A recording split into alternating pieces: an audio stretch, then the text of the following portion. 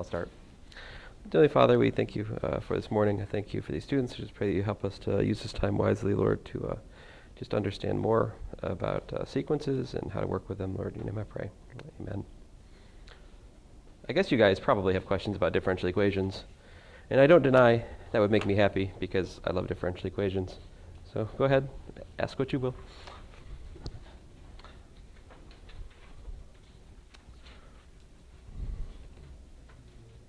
Or not.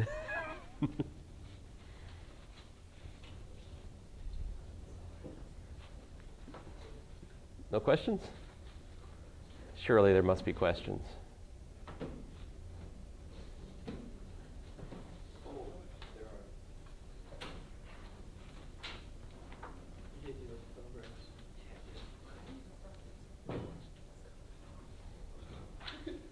Do I test the homework? Would I put a homework question on a test? I'm going to go with yes. Has this happened already? Yes. It has. Is your goal to memorize the homework? No. What is your goal? Your goal is to understand the homework, right? So that if I ask the same question, or even just a slightly different one, you can work it because you understand the concept. That's our ultimate goal in here, is to understand the concepts we're going over. So, I don't know. I'm really not that happy with what I saw on the torus, because, well, that was a homework problem. I do write solutions to the homework, right? So you can look at them if you didn't understand the first time. And of course, if you don't understand something when you're doing the homework, you really should take the time to fix that. Because if you don't, you won't do well. And that's not like a thing I have to qualify much, like you haven't done well with that torus problem, like universally the case. It's not a specific complaint, it's a universal complaint I have against both sections. Now, I don't know if you guys or not. One of the sections, at least one of either section 1 or 2, I can't remember which one it was, actually asked me about the torus problem. I went over here, about right here. I worked it out. I asked questions while I was doing it, like, are there any questions about this? There weren't really. So what am I supposed to do? How can I force you to learn something? I can't force you to learn something, right? We don't have that technology. And even with a Donald Trump presidency, I'm not still sure it would be ethical. But I don't know, even if we did have the technology to force you to learn things. You must ask questions when you don't understand, is my point, okay? So, anyway. Sorry, I will stop ranting. Go ahead. 29.3. I just want you guys to understand, you know? Let's see here. 29 on 9.3. Oh, man. It's the worst possible question given my rant, because I'm going to tell you that I don't care if you understand that. Oh man, no, we didn't cover. When I constructed the homework this semester, I picked that out because I thought it would be interesting. But as I've seen the conditions on the ground in here and decided which battles I want to fight, this is not one. And so you can skip that homework problem. It won't be graded. It'll be fine. That is covered in differential equations, but it's a problem about Wronskians. Wronskians are fascinating, interesting, but I'll leave it to the DEqn course. Okay. So I won't put that on you. See, I'm not merciless.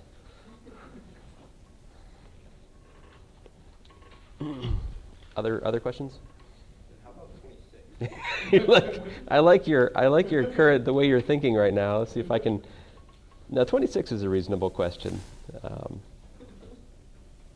How do you? Here, I'll even.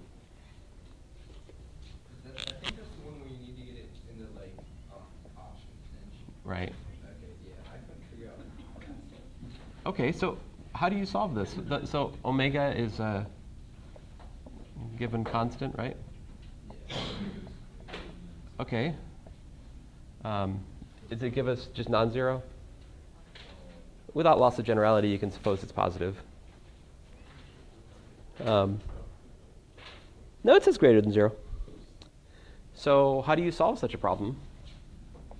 We built a machine, right? We look at the characteristic equation, lambda squared minus omega squared equals to 0. We factor. Difference of perfect squares, right?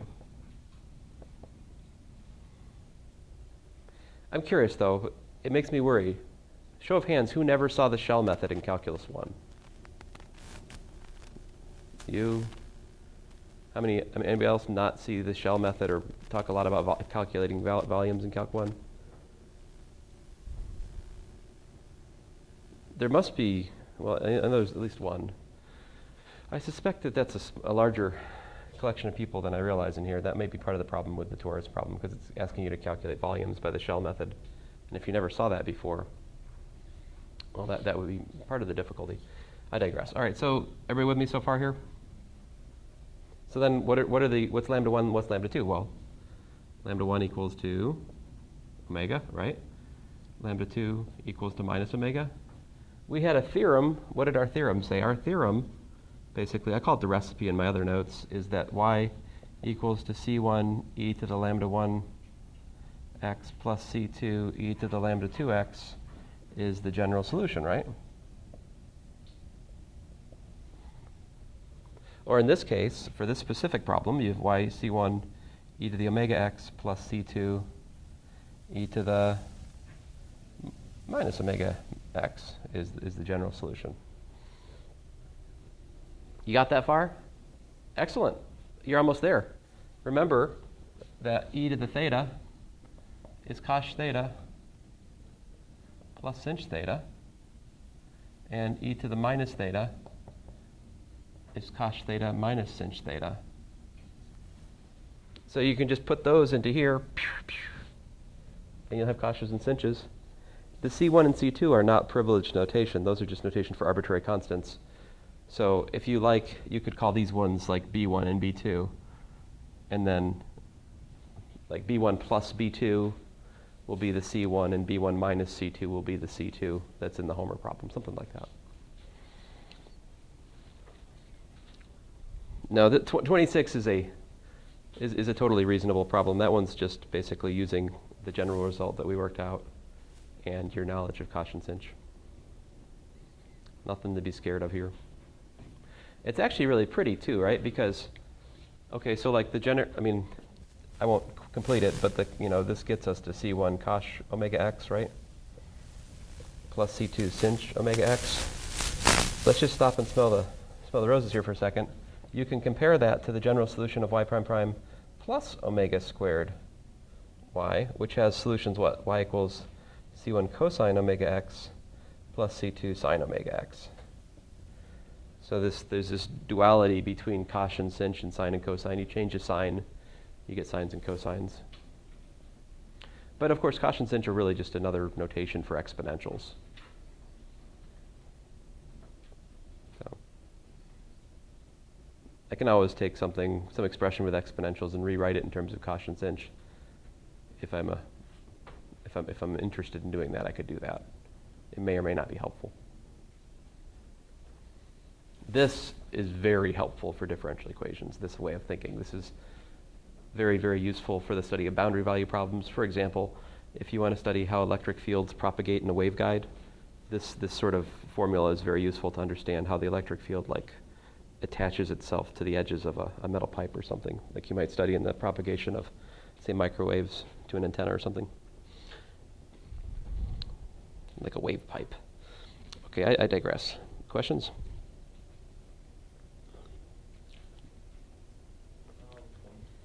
I'm hoping I'm not getting sick. My throat feels a little funny. I have a question on 24 and 20, the same thing, but In this section, 9.3? yes. Yeah. So you basically say that I have the general solution, you plug in the values, but do you use it as system equations to find C1 C2? Could be. Let's see here. Let's work number 19. What's number 19? Is like y prime prime plus what? 5y prime plus 6y equals to 0. y of 0 is what? 1. Y prime of 0 is 1. Is that right? It's number 19. Let's work this out. If you understand this one, you can do the other ones. So first of all, I find the general solution. Step number 1, find general solution. Lambda squared plus 5 lambda plus 6 equals to 0. That gives me lambda plus 2 times lambda plus 3 equals to 0. So that tells me my general solution y is equal to c1 e to the minus 2x plus c2 e to the minus 3x. All right, differentiating this, y prime is minus 2c1 e to the minus 2x minus 3c2 e to the minus 3x. Okay, now it's easy to calculate y of 0. Y of 0 is, well, c1 plus c2. Y prime of 0 is what? Minus 2c1 minus 3c2. And these are both equal to 1, right? Yeah, so we got two equations, two unknowns, yes. You got some algebra to do. I mean, personally, I would tend to multiply the first one by 2. And then I can add equations. That just makes me happy. So if I add the equations, I get minus c2 is equal to 3. c2 is equal to minus 3. Once I know that, c1 minus 3 is equal to 1. Therefore, c1 is equal to 4. And so I find the specific solution to this initial value problem is y is equal to 4 e to the minus 2x minus 3 e to the minus 3x. So there you go. There's the y of x is equal to that, actually. Well, I don't like to write that of x. It's kind of just write it like that. And of course, you can check, right? Plug in 0. Do we get back 1? Yeah. 4 minus 3 is 1. And then if you differentiate, you know, we'll plug in, you know, I get minus 8 plus 9, 1. Yeah. So yes, the steps to solving those problems. Number 1, find the general solution. Right, that's the c1y1 plus c2y2. Number 2, it could be exponentials, it could be sines and cosines. We have 3 different cases. Number 2, plug in y of 0 and y prime of 0, whatever it is they gave you, the data, right? That will give you a system of equations for c1 and c2, generally speaking, but it's 2 equations, 2 unknowns. You can solve it, and then you plug in the solutions back into your general solution. That gives you the answer. A 3-step process. Now, I've primarily focused on how to find the general solution when I lectured before, because, you know, the rest is just kind of, well, I want to make sure you have a really clear understanding of general solution, and if I work too many of the other problems, it distracts from that. So I decided to leave it to the homework. And today, I guess. Other question?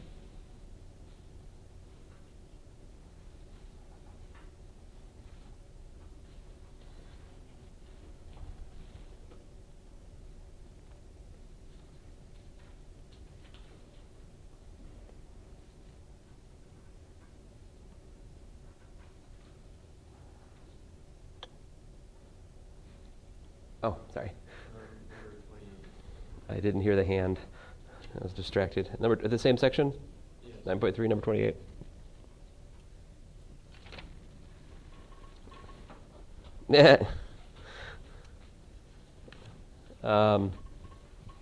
So again, it's kind of the same as 26. So basically, we're asked to look at this, right? So we get to hear how. I mean, this gives us what? Lambda squared plus omega squared equals to 0, which gives us lambda is equal to plus or minus the square root of minus omega squared. But that's plus or minus I times the square root of omega squared, which is plus or minus I omega. Right? So from this,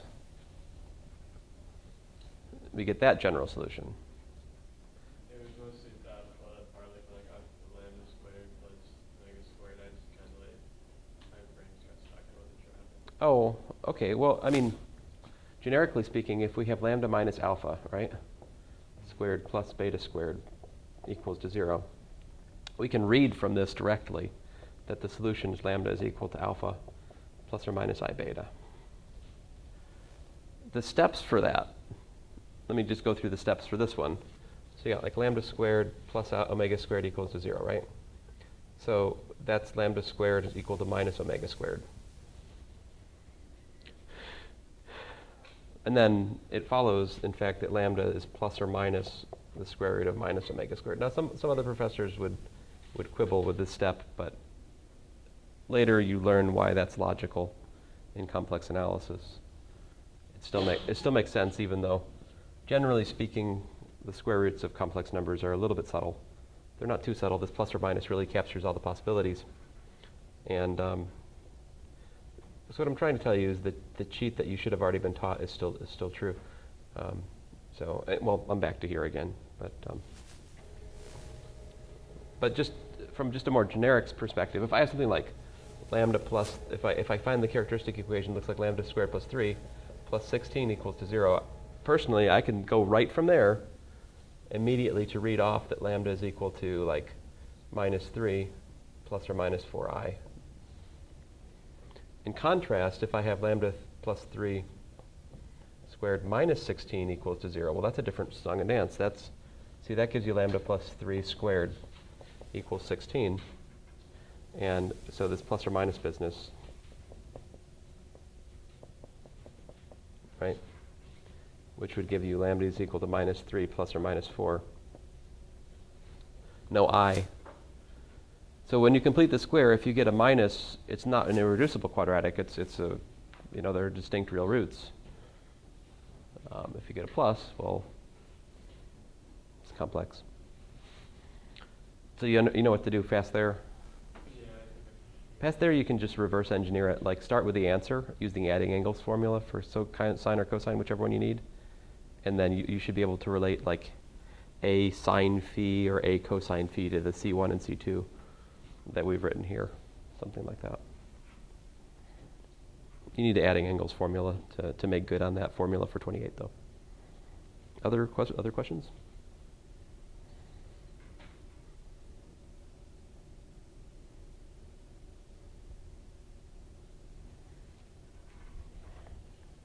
So I have apparently not asked difficult enough questions in chapter 11. Let's see here. Let's look at a couple. There's some things I should probably show you. I'm not sure which ones I saw. Oh, I could be sure. I have them written right here. So like sequential limits, I've assigned you a bunch of them in 11.3, like 6, 8, 10, 12, 6, 8, 10, 18, 20, 24, 28, 34, 50, 45, 46, 54, 58, 62, 64. Those are all due Thursday. So you guys are good on all those. You have faith that by the day is done, you will understand those and have written solutions to them. No?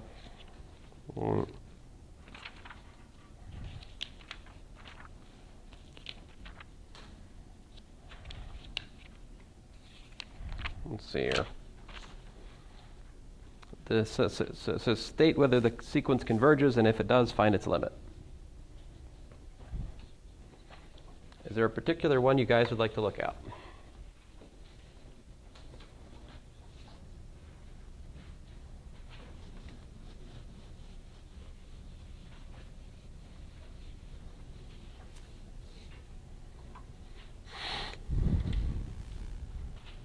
How about 16?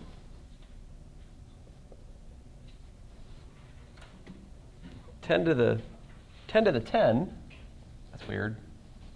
10 to the 10, square root of n, it's like rhymes, over n plus 1. So this is a sequence, a sub n is equal to that. And we're supposed to determine whether the sequence converges, and if it does, find its limit.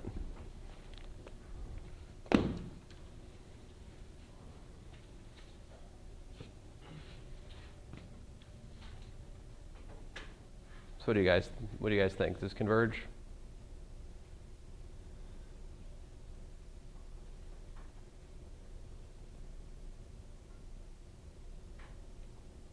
I would point out this. 0, well, I mean, okay, a little bit. Let me tell you a little bit of intuition. This doesn't constitute a formal answer, but it's often a useful way to find answers, let's say. If you think about n being much larger than 1, this is approximately like 10 to the 10 square root of n divided by n for n much greater than 1, right? So this is really just like what? This is really like 10 to the 10 over the square root of n. So a sub n is comparable. A sub n is approximately 10 to the 10 divided by the square root of n for n really big. Does that sequence converge or diverge?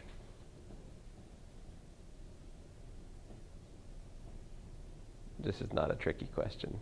I have 1 over the square root of n. It gets what? Larger and larger, and it's going to 0, right?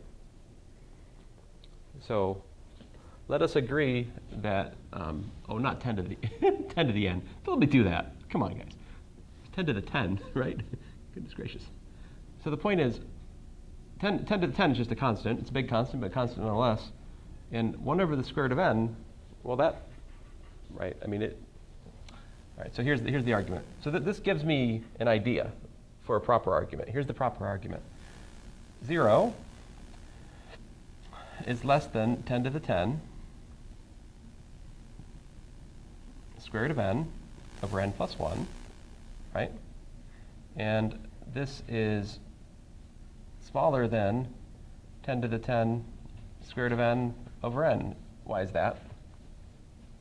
What'd I do? I made the denominator smaller, right? Which makes the fraction larger. But this simplifies algebraically, of course, to 10 to the 10 times 1 over the square root of n, right? The limit as n goes to infinity of 0 is 0, and the limit as n goes to infinity of 10 to the 10 divided by the square root of n, well, that's the same as 10 to the 10 times the limit. I mean, this step I don't think is absolutely required. I just want to emphasize to you what the thought process is here. That's just a constant. It pulls out. This is a basic limit. I assume this is known. I haven't proved that. Maybe I should. This is 0. So this is 0. Thus, the limit as n goes to infinity of 10 to the 10 square root of n over n plus 1 is equal to, by what?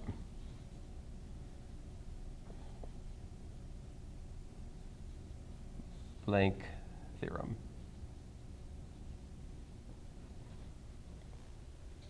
Fill in the blanks for me.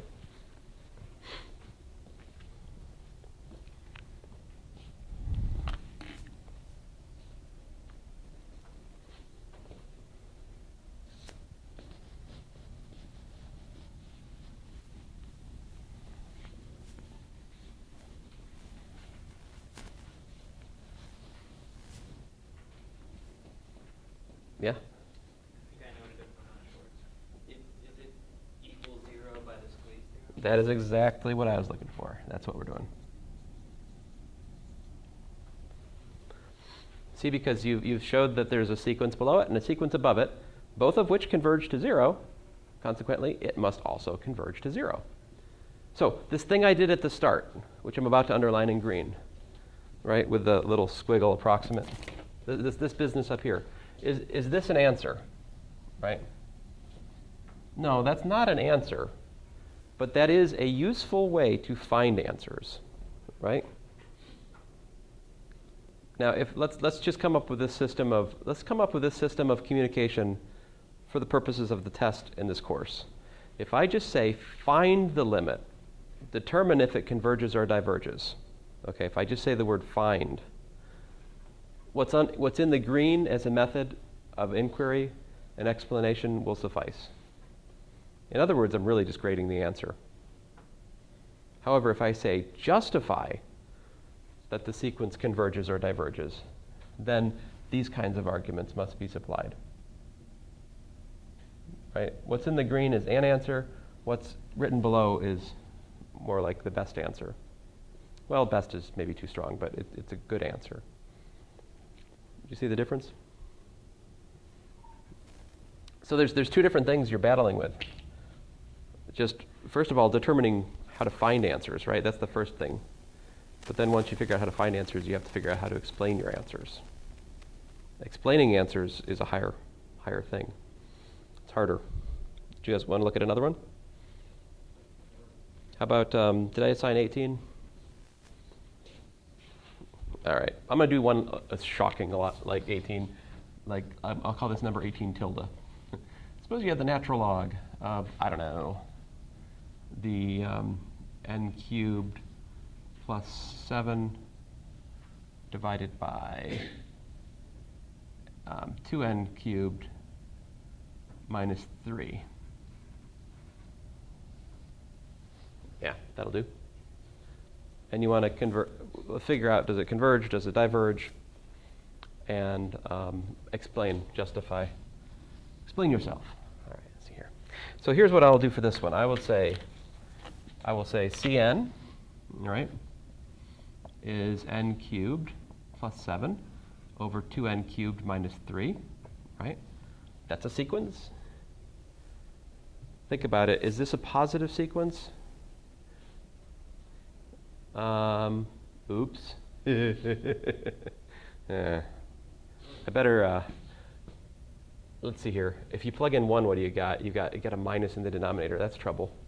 So let's say that this is for n greater than or equal to 2 there. Now we're safe. Once you get to 2, you've got 2 times 8, 16 minus 3, 13 in the denominator. And it's positive past there. Think about it as a cube. Grows. Okay, so now these terms are positive by inspection, right? So C sub n is greater than 0, right?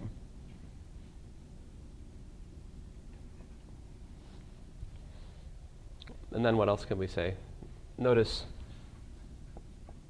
by our limit laws, basically, n cubed plus 7 over 2n cubed minus 3. What does he tell us? He says, divide by the largest power, which in this case is n cubed. So I get 1 plus 7 over n cubed divided by 2 minus 3 over n cubed. This is the, it's just algebra, right? Now, basic limits that we're allowed to use in here, guys. The limit as n goes to infinity of n to the p. Right? What's this equal to? There's cases. If p is greater than 0, it's infinity. If p is equal to 0, what's it? It's 1. If p is less than 0, it's 0. P less than 0 is like a reciprocal power. Like 1 over n would fall in that case. 1 over n squared, 1 to the square root of n, 1 over the cube root of n, 1 over n to the 333rd.7 power, whatever. These are your cases. So let us assume that this is known. Okay? I could spend 20 minutes of class proving it for you, but I don't think that's going to help you today. Maybe it'll help you some other day, but not today. We're not going to do that. We could prove that, though, from epsilons and n's and such. So these things are known. We can use those. So over here, I get to use those, right? This is 0, this is 0, right?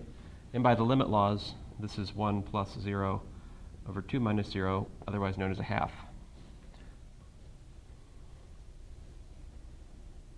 So also, f of x equals to the natural log of x is continuous where? On the interior of its domain, right? Certainly on 0 to infinity. Can you just explain why those go to 0? I'd rather not. I mean, 1 over n cubed, as n goes to infinity, it gets really, really small. Don't.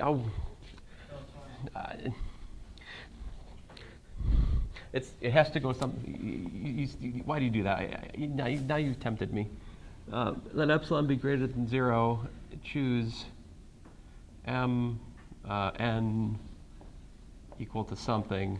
We want to find that 1 over n cubed minus 0 is less than epsilon.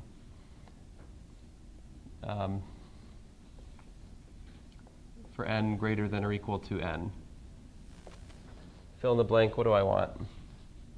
Well, that's 1 over the value of n cubed. Man, I think if I use the cube root of epsilon, I can do it with that. So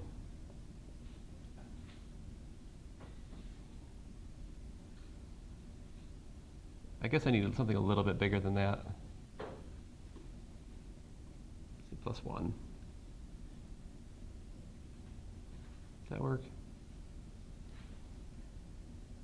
Well, anyway.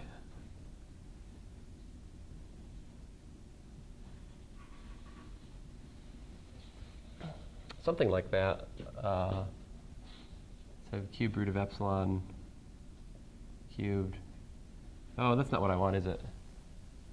That won't do it. Oh, man. No. I don't know. I got to choose the right n.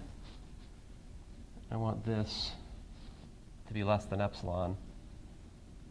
I guess, okay, so I want 1 over n cubed less than epsilon. So what should I do for epsilon? So that means 1 over epsilon is less than n cubed.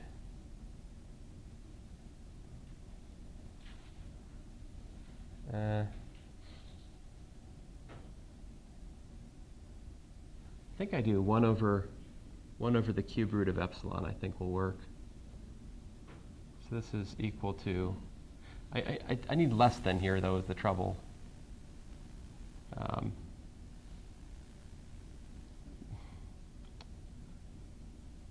Well, this is almost the right thing. It's not quite right, though.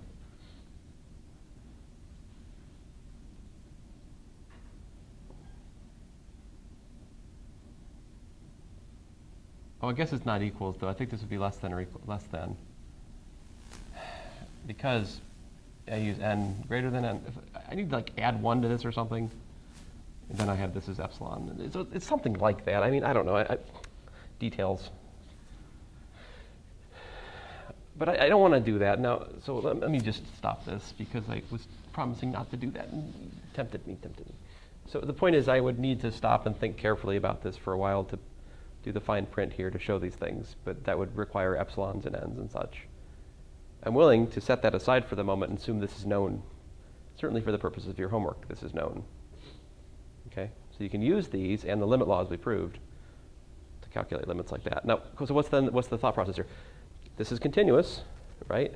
Notice that the range of Cn, right, is a subset of 0 to infinity, right? In other words, you can plug the sequence into the function, agree? That's the first thing I checked, make sure the sequence has positive terms. So then what? The limit as n goes to infinity of the natural log of n cubed plus 7 over 2n cubed minus 3 is equal to the natural log of the limit as n goes to infinity of n cubed plus 7 over 2n cubed minus 3. But that's the natural log of a half. By what?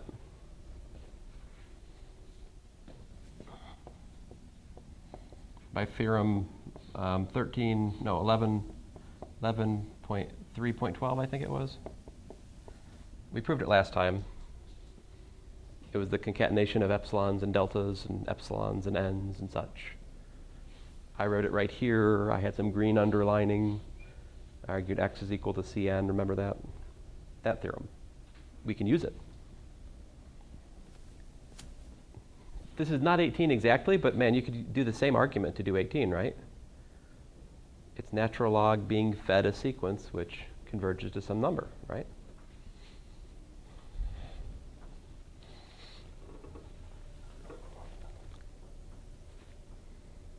So a fair number of these can be solved by one of these two ideas. How about, let's see here, I've also asked you for some later problems in here. Let's see if we can find something later on to look at. 45, 46, 62, 64.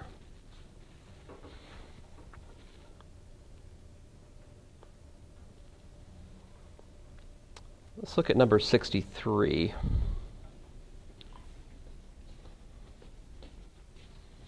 See if we can understand that one.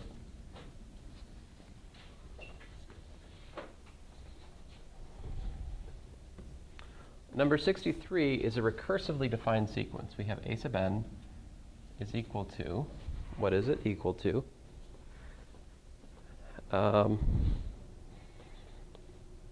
A sub n plus 1 is 1 over n plus 1 times a sub n. Does he tell me the starting value? Oh, start each sequence with a1 equal to 1. So a sub n plus 1 is 1 over n plus 1, a sub n,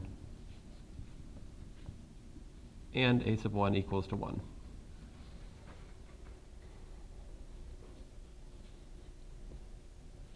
So the question is, does the sequence converge? Does it diverge? If it does converge, I mean, show it converges if it converges, all right? And show whether the sequence converges, and if so, find the limit, it says. All right. This one is, well, first of all, we're supposed to find the first few things in the sequence. So, of course, A1 is 1, right? A2 is what? 1 over 2, right? A sub 3 is what?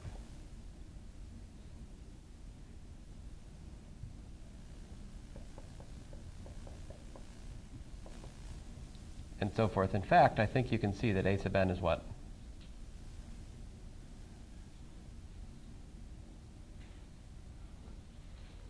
Three times 2 times 4 times 3 times 2, 5 times 3 times 2, 6 times 3 times 2 times 1.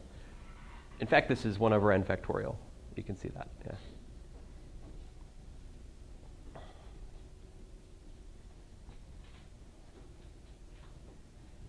I think it's also clear that you can see that a sub n is less than or equal to 1. Right? So check this out, right? You've got a sub n is less than or equal to 1. And we also have that a sub n plus 1 divided by a sub n is equal to what? 1 over n plus 1, right? Which, by the way, is strictly less than what? Strictly less than 1, isn't it? Therefore, a sub n is a decreasing sequence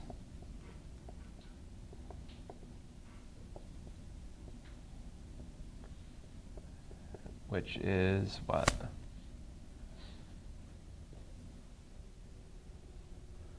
Oh, I guess it's bounded above. That wasn't really what I wanted, though. Can you guys tell me what's bounded? Oh, sorry, I'm an idiot.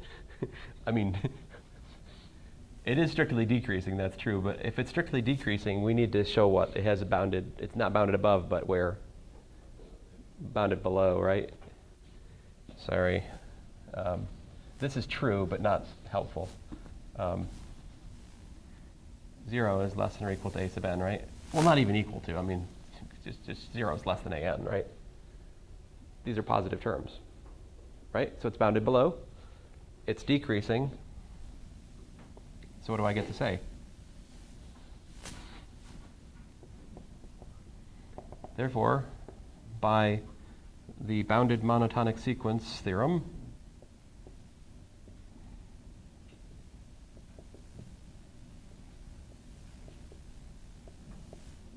a sub n converges to L for some L.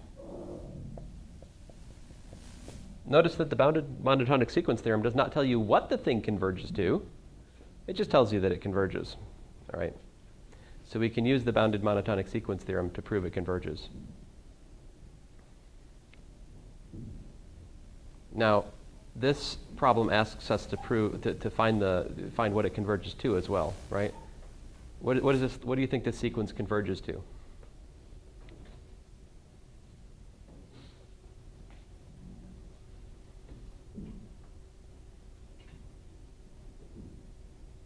As n goes to infinity, what does this go to? 0, right? Can you think of a way to show that? I mean, the time will soon come where we'll just say that that's obvious, but at the moment, we're still at the level of detail where we should try to explain that. How would you explain it? That is true. That's a reason that we believe it's true, but can you tell me a theorem and other things which we already hold to be true that can be used to prove this is 0, going to 0? Like using this in a theorem, can you show it's 0? Can you compare this to something else? I'll get you started. 0 is less than 1 over n factorial. Can you think of something that is bigger than 1 over n factorial? 1. Yeah, but that is true. That is true, but not greedy enough. See, because the squeeze theorem doesn't help us there. We want something above it that goes to 0. How about 1 over n? Would that be true?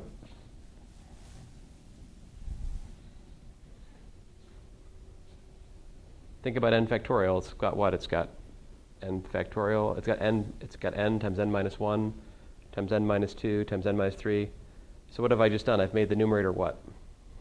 Denominator, rather. Smaller, which makes the fraction larger.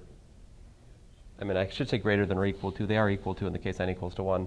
And then the squeeze theorem finishes it for you, because 0 goes to 0 and 1 over n goes to 0. Consequently, 1 over n factorial goes to 0.